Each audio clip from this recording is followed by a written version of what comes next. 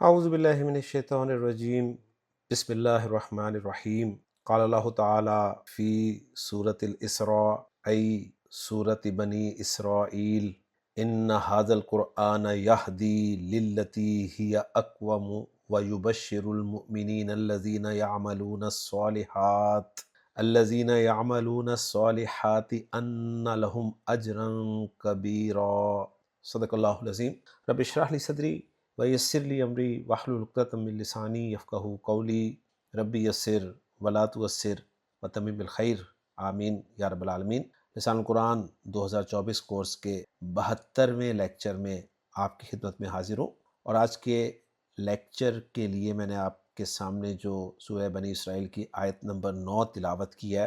انشاءاللہ تعالی ہم اس آیت سے یہ جاننے کی کوشش کریں گے کہ ہم نے لسان القرآن 2024 کورس میں کیا کچھ پڑھ لیا ہے، اور انشاءاللہ تعالی جو پچھلے لیکچر میں نے آپ کو بتایا تھا مزید فی ابواب کے حوالے سے، جو ہم نے ایک گروپ بنایا تھا ابواب کا جس میں افعال، تفعیل اور مفعلہ شامل تھے، ان کی مشترک باتیں نوٹ کی تھی، ان کے حوالے سے انشاءاللہ تعالی آج بہت ساری آیات جو ہیں قرآن مجید کی وہ ہم سولو کرنے کی کوشش کریں گے، یعنی ان الفاظ کو جاننے کی کوشش کریں گے جو ان ابواب سے تعلق رکھتے ہیں۔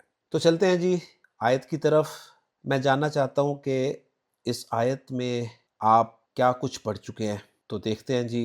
اس آیت کا پہلا لفظ ہے انا۔ آپ کو یاد ہوگا انا ہم نے کب پڑھا تھا، لیکن اس سے پہلے ہم یہ بھی بتائیں گے کہ کلمہ کی جو 3 اقسام ہیں، اسم، فعل اور حرف، ان کے حساب سے جو لفظ ہمارے سامنے آ رہا ہے وہ کیا ہے۔ تو انا اسم ہے، فعل ہے یا حرف ہے؟ آپ کا جواب ہوگا یقیناً کہ یہ حرف ہے، تو انا حرف ہے۔ انا ہم نے کہاں پڑھا تھا لسان القرآن کورس میں؟ انا ہم نے پڑھا تھا کہ جب جملہ اسمیہ میں آپ زور پیدا کرنا چاہتے ہیں تو زور پیدا کرنے کے لیے جملہ اسمیہ کے شروع میں ایک حرف انا استعمال کیا جاتا ہے، اور انا جب جملہ اسمیہ کے شروع میں آتا ہے تو یہ کیا کرتا ہے؟ یہ جملہ اسمیہ کے جو 2 پارٹس ہیں، مبتدا اور خبر، ان میں سے مبتدا کو یہ منصوب کر دیتا ہے اور خبر مرفوع رہتی ہے۔ یہ الحمدللہ ہم پڑھ چکے ہیں۔ جو کچھ پڑھا ہے وہ انشاءاللہ تعالی ساتھ ساتھ اپلائی بھی کریں گے، جو چیزیں نہیں پڑھی ہوں گی وہ انشاءاللہ تعالی ہم آگے کے لیے چھوڑ دیں گے۔ تو انا جو ہے یہ حرف تاکید ہے، جملہ اسمیہ پر داخل ہوگا، اور جب بھی انا آئے گا اس کا ایک اسم ہوگا اور ایک خبر ہوگی۔ انا کا اسم منصوب ہوگا اور خبر جو ہے وہ مرفوع ہوگی۔ ساری باتیں آپ کے ذہن میں ہیں، تو اب آگے چلتے ہیں۔ اگلا لفظ ہمیں نظر آ رہا ہے ھذا۔ ھذا اسم، فعل، حرف، اس میں سے آپ کا جواب ہونا چاہیے کہ یہ اسم ہے، اور یہ کون سا اسم ہے؟ یہ اسم و اشارہ ہے۔ اور کون سا اسم و اشارہ ہے؟ قریب کا یا بعید کا؟ تو یہ قریب کا اشارہ ہے۔ اب یہ قریب کا اشارہ ہے تو کیا یہ مذکر کا اشارہ ہے یا مؤنث کا؟ تو یہ مذکر کا اشارہ ہے۔ یہ واحد کا اشارہ ہے، مثنی کا اشارہ ہے یا جمع کا اشارہ ہے؟ تو جواب ہونا چاہیے یہ واحد کا اشارہ ہے۔ یہ بات ہم جانتے ہیں کہ اسماء اشارہ جو ہیں یہ معرفہ ہوتے ہیں، تو ھذا معرفہ ہے۔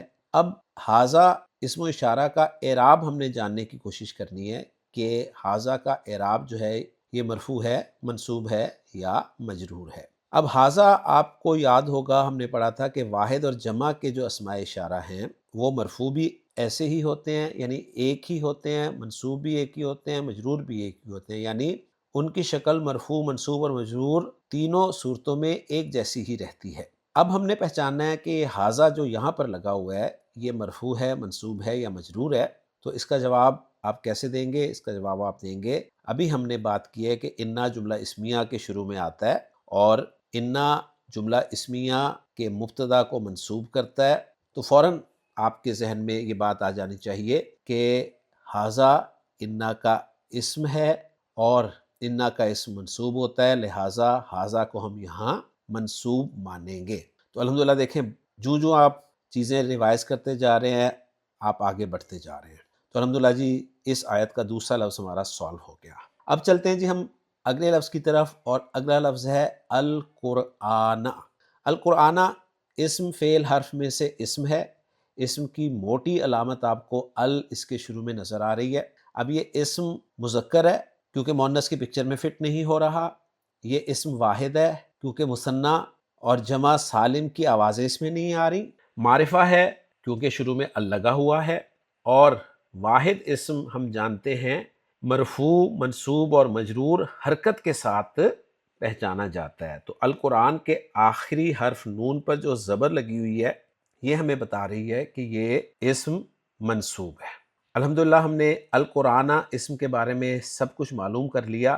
اب آپ کے ذہن میں فوری طور پر یہ بات آ جانی چاہیے کہ لسان القرآن کورس میں ہم نے ایک مرکب اشاری پڑھا تھا، مرکبات ناقصہ میں ہم نے مرکب اشاری پڑھا تھا، اور مرکب اشاری ہم نے کہا تھا ایسا مرکب ناقص جس میں اس میں اشارہ استعمال ہو، اور مرکب اشاری کے دو پارٹس ہم نے پڑھے تھے۔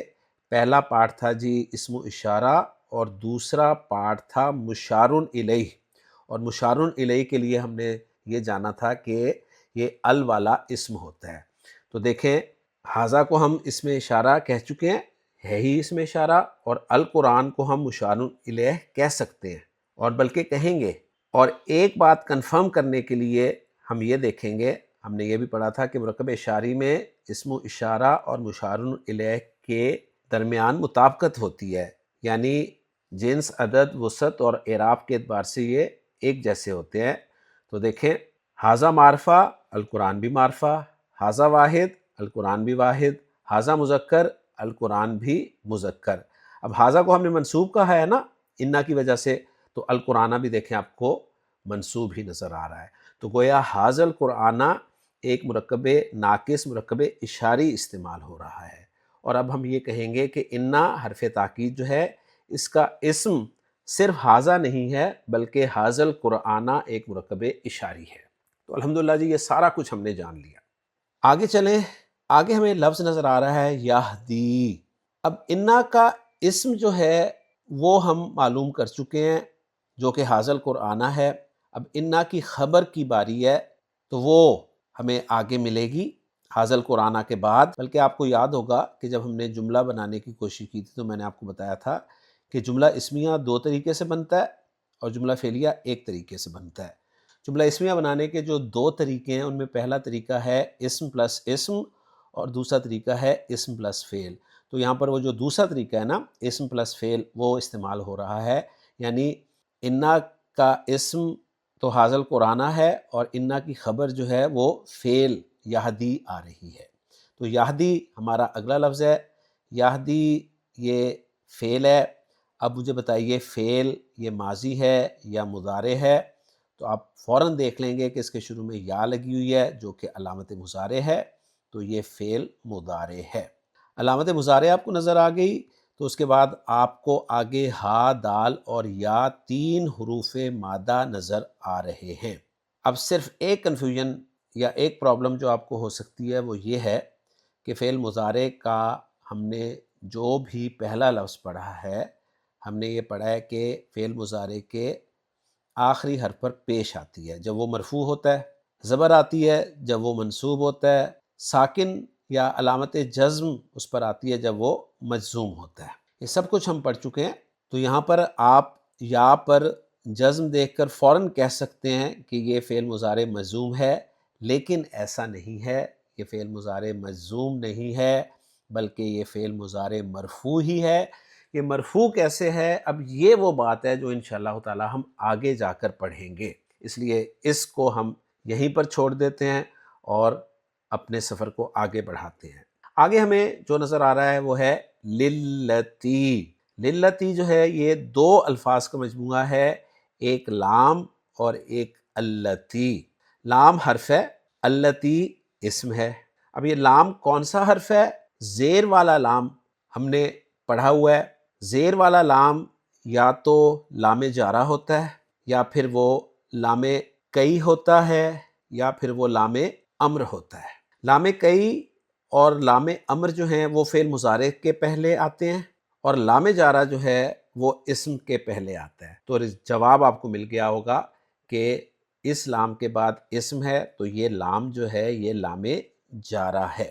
اب آ گیا جی التی۔ التی فوراً آپ کے ذہن میں آیا ہوگا کہ ہم نے پڑھا تھا اسم موصول۔ اسم موصول وہ اسم ہے جو جو جس جیسے الفاظ کے لیے استعمال ہوتا ہے۔ اب یہ اسم موصول جو ہے یہ مذکر ہے مؤنث، تو جواب ہے مؤنث۔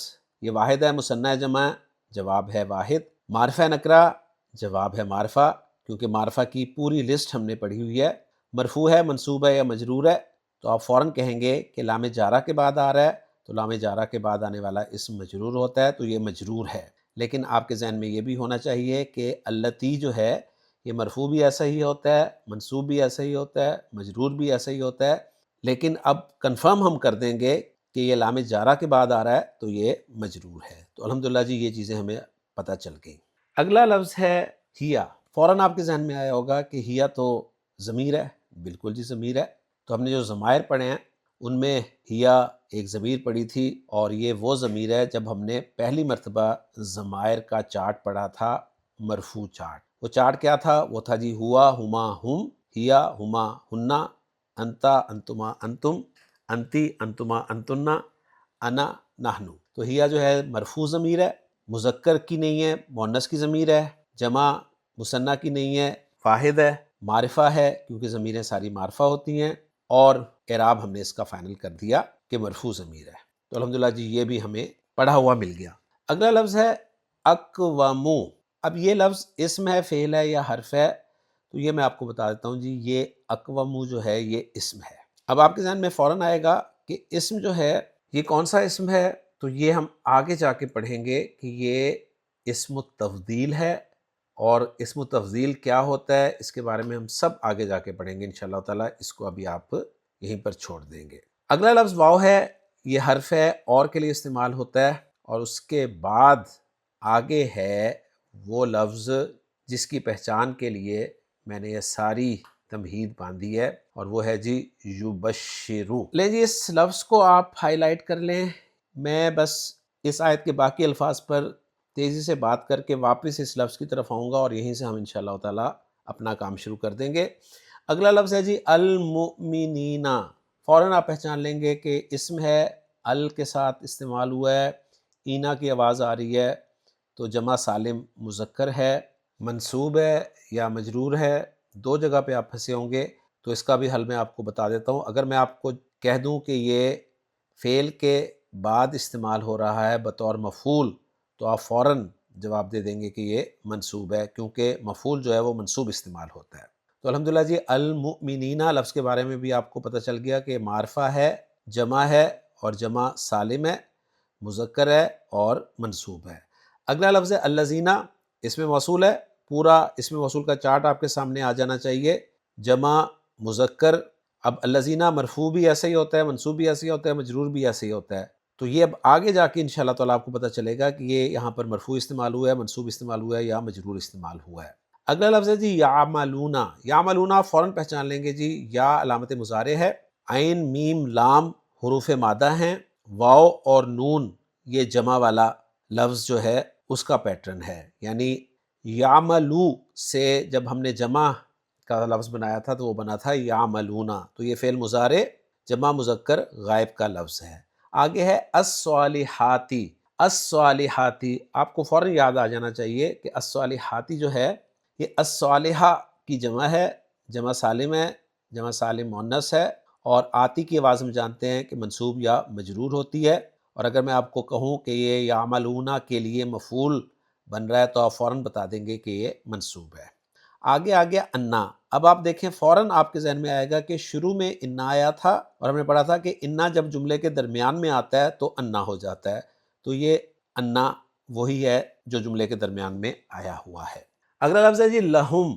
لہم دو لفظ ہیں جی، ایک ہے لام زبر والی اور ایک ہے ہم، تو دونوں اٹیچڈ ہیں، تو یہ جو ہم ضمیر ہے یہ اٹیچ ضمیر ہے۔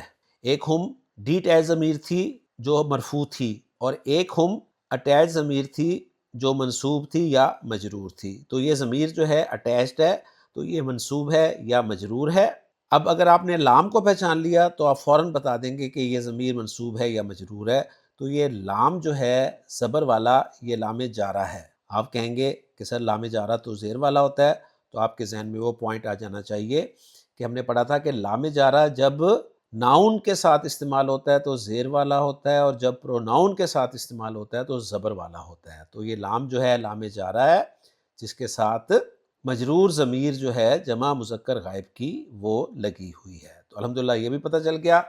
اگلے دو لفظ جو ہیں اجرن کبیرن، دونوں اسم ہیں، دونوں واحد ہیں، دونوں مذکر ہیں، دونوں منصوب ہیں، تو آپ فوراً مرکب توصیفی کی طرف جائیں گے اور پہچان لیں گے کہ ہم نے پڑھا تھا کہ پہلا اسم ناؤن ہو، دوسرا اسم ایجیکٹیو ہو، اور دونوں کا سی این جیز برابر ہو تو وہ مرکب ناقص مرکب توصیفی بنتا ہے۔ تو بالکل وہی ہے جی یہ مرکب توصیفی۔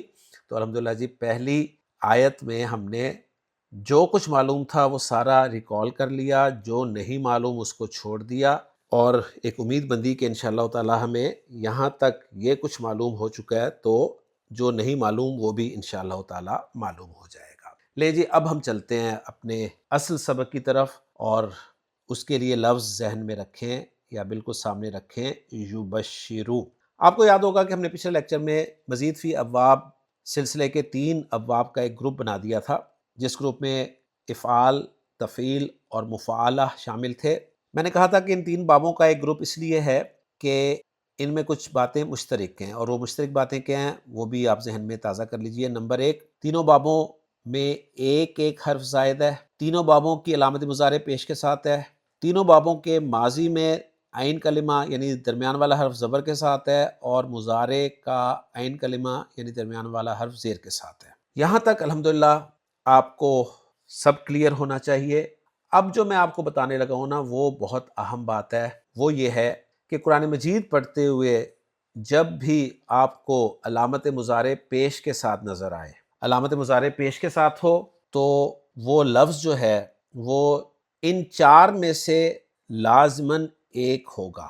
کن 4 میں سے ایک ہوگا؟ نمبر 1، یہ تو کنفرم ہے کہ وہ فعل ہی ہوگا، کیونکہ علامت مضارع ہم کہہ رہے ہیں تو علامت مضارع فعل میں ہی آتی ہے، اس میں نہیں آتی، اور وہ فعل بھی فعل مضارع ہی ہوگا۔ تو پھر بولتا ہوں کہ جب بھی آپ کو قرآن مجید پڑھتے ہوئے ایسا لفظ نظر آئے جس کے شروع میں علامت مضارع ہو اور علامت مضارع پیش کے ساتھ ہو، تو وہ فعل مضارع کیا ہوگا؟ لازماً 4 میں سے ایک ہوگا۔ نمبر 1، وہ کسی بھی فعل کا مضارع مجہول ہو سکتا ہے، یعنی پہلی پاسبلٹی یہ ہے کہ وہ مضارع جو ہے وہ مجہول ہوگا، یعنی پیسو وائس ہوگا۔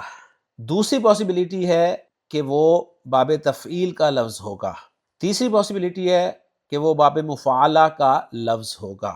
اگر یہ تینوں نہ ہوں تو کنفرم ہے کہ وہ باب افعال کا فعل مضارع ہو۔ پھر سن لیجئے، قرآن مجید پڑھتے ہوئے آپ کو ایک لفظ نظر آتا ہے جس کے شروع میں یا پیش کے ساتھ نظر آتی ہے، آپ پہچان لیتے ہیں کہ یہ فعل مضارع ہے اور علامت مضارع پیش کے ساتھ ہے، تو ان 4 میں سے ایک ہے۔ نمبر 1 مجہول، نمبر 2 تفعیل، نمبر 3 مفاعلہ، نمبر 4 افعال۔ اب میں پہچان بتاتا ہوں کہ مجہول کب ہوگا۔ مجہول وہ اس وقت ہوگا جب عین کلمہ، اب یہاں پر دیکھیں یبشر لفظ ہے، اسی پہ ساری ہم پریکٹس کرتے ہیں جی۔ یا تو علامت مضارع ہوگی، اب بچا با، شین اور را، تو با، شین، را حروف مادہ ہو گئے، جس میں با فا کلمہ ہے، شین عین کلمہ ہے، را لام کلمہ ہے۔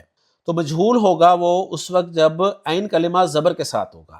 تو دیکھیں جی عین کلمہ زبر کے ساتھ ہے، نہیں ہے، تو گویا یہ مجہول نہیں ہے، یہ معروف ہے۔ اب یہ مجہول نہیں ہے تو چیک کریں کہ یہ باب تفعیل کا لفظ ہوگا۔ باب تفعیل کا لفظ کنفرم کرنے کے لیے پہچان یہ ہے کہ جو عین کلمہ ہے، درمیان والا حرف ہے، وہ شد کے ساتھ ہوگا۔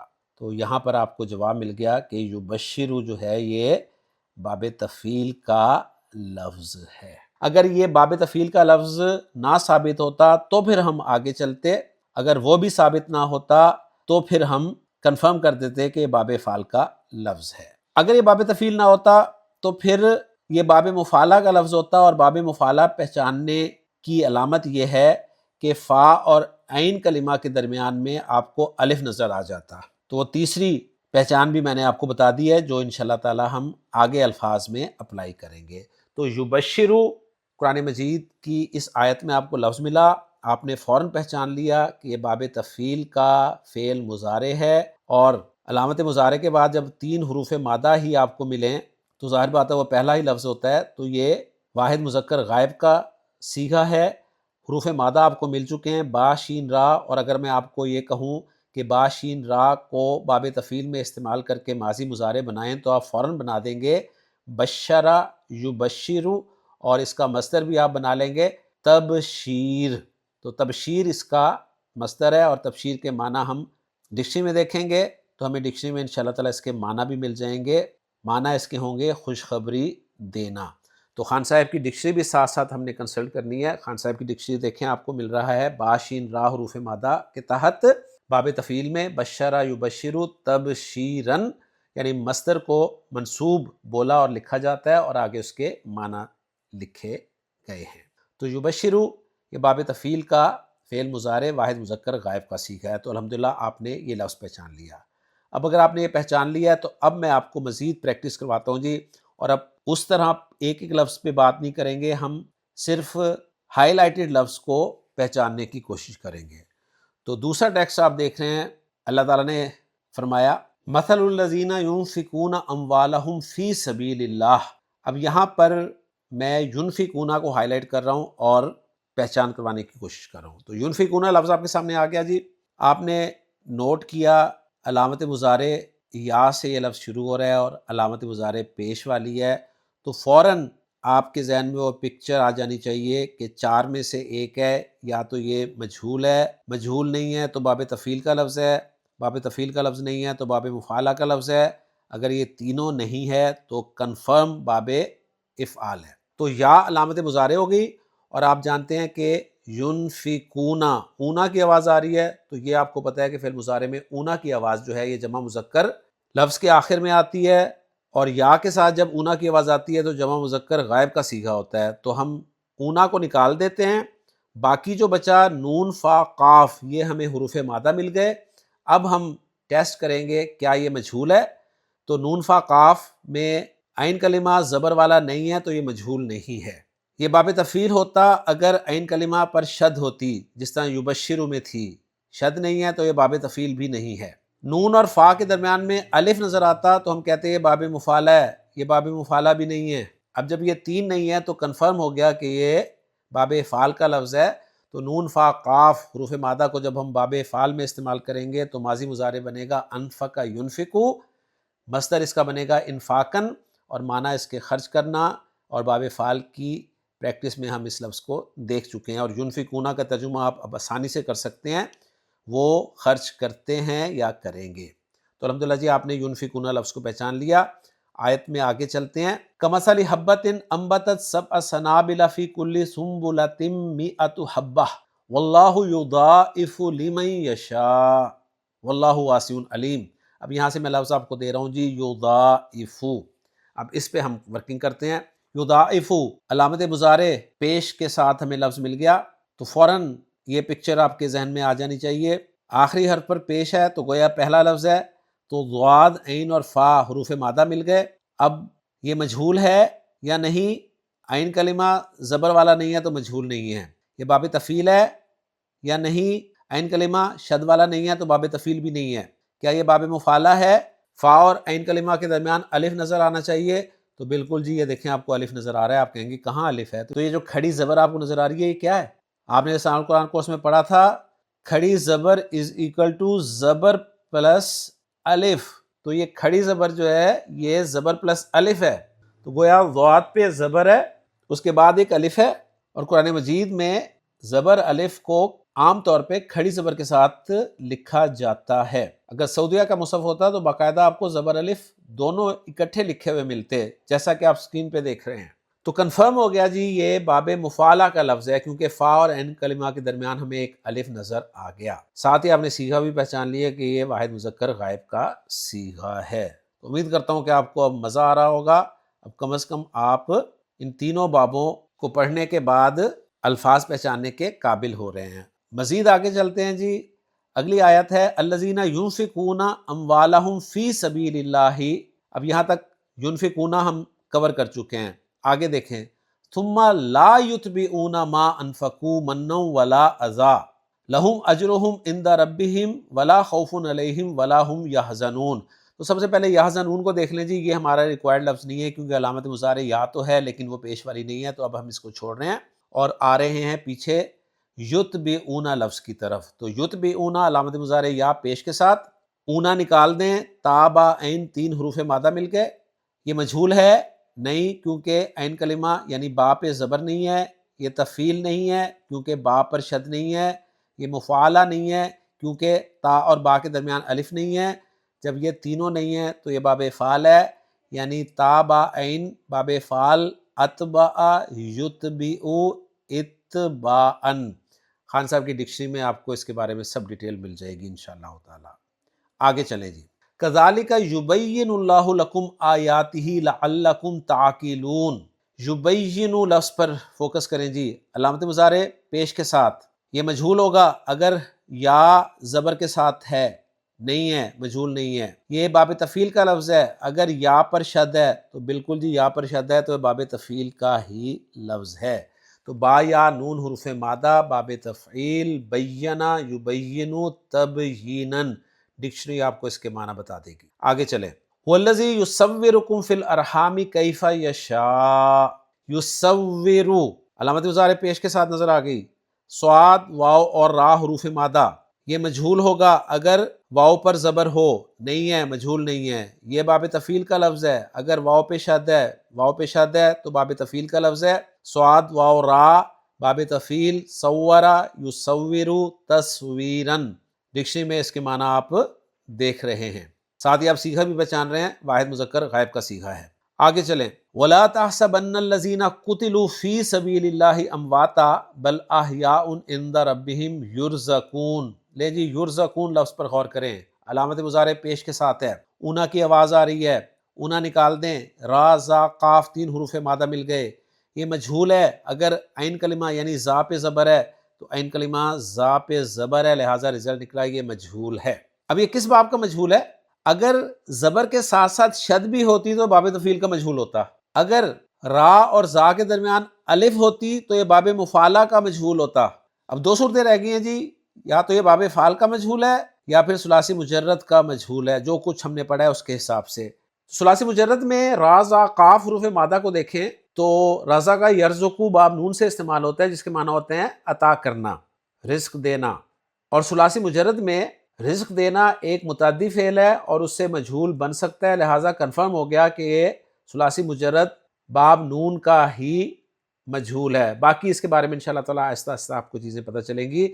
ہم مزید آگے چلتے ہیں، آگے سورۃ البقرہ کی بڑی خوبصورت آیت ہے جی، وَاتَّقُوا يَوْمًا لَا تَجْزِي نَفْسٌ عَن نَفْسٍ شَيْئًا وَلَا يُقْبَلُ مِنْهَا شَفَاعَةٌ وَلَا يُؤْخَذُ مِنْهَا عَدْلٌ وَلَا هُمْ يُنصَرُونَ۔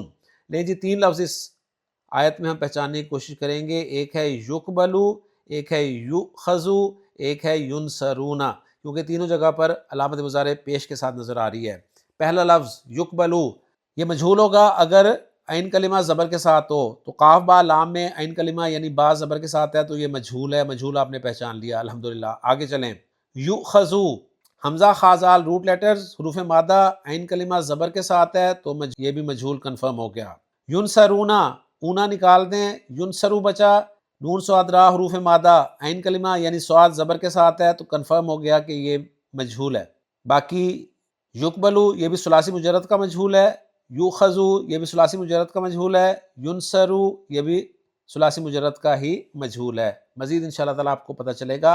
اور اب ہم آخری آیت آج کے لیکچر کی کرتے ہیں جی، وہ ہے اولئک الذین اشتروا الحیاۃ الدنیا بالآخرہ فلا یخفف عنہم العذاب ولا هم ینصرون۔ ینصرون ابھی ہم نے کیا ہے، اب ایک ہی لفظ رہ گیا جی، یخففو، یخففو، علامت مضارع پیش کے ساتھ خا فا فا تین روٹ لیٹرز نظر آ رہے ہیں۔ اب پہچانیں جی یہ مجھول ہے یا نہیں ہے۔ عین کلمہ زبر کے ساتھ ہو تو مجھول ہے، بالکل جی عین کلمہ زبر کے ساتھ ہے مجھول ہے، اور ساتھ شد بھی نظر آ رہی ہے تو کنفرم ہو گیا کہ باب تفعیل کا مجھول ہے۔ تو الحمدللہ جی، ثلاثی مزید فی کے تین باب پڑھ کے ماشاءاللہ ہمیں اتنا کچھ پتہ چل گیا، اور تین بابوں کا جو ہم نے گروپ بنایا ہے اس نے ہمیں بہت فائدہ دیا ہے۔ اور یہ جو میں نے آج آپ کو لکھوایا ہے، بتایا ہے کہ جب بھی آپ کو قرآن مجید پڑھتے ہوئے علامت مضارع پیش کے ساتھ نظر آئے تو آپ نے ان 4 میں سے ایک نہ ایک فائنل کرنا ہی کرنا ہے۔ تو آج کے لیے اتنا ہی کافی ہے۔ انشاءاللہ تعالی اگلے لیکچر میں اب ہم مزید فی ابواب کو آگے بڑھائیں گے، مزید باب پڑھنے کی کوشش کریں گے۔ اجازت دیجیے۔ سبحانک اللہم و بحمدک، اشہد ان لا الہ الا انت، استغفرک و اتوب الیک۔